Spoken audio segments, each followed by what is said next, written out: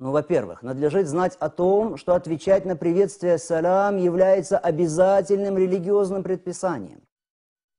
Если человек не ответит поприветствовавшему его, он тем самым совершает грех перед Всевышним. Пророк, да благословит его Аллах и приветствует, сказал: мусульманин имеет 5 обязанностей по отношению к своему брату по вере.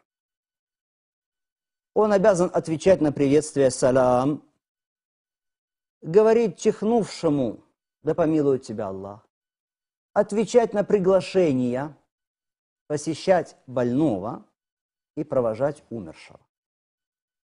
Таким образом, если вас поприветствовали саламом, вам непременно надлежит ответить на приветствие, подчинившись тем самым приказу Всевышнего Аллаха, подчинившись велению Всевышнего, которое передано нам через его посланника.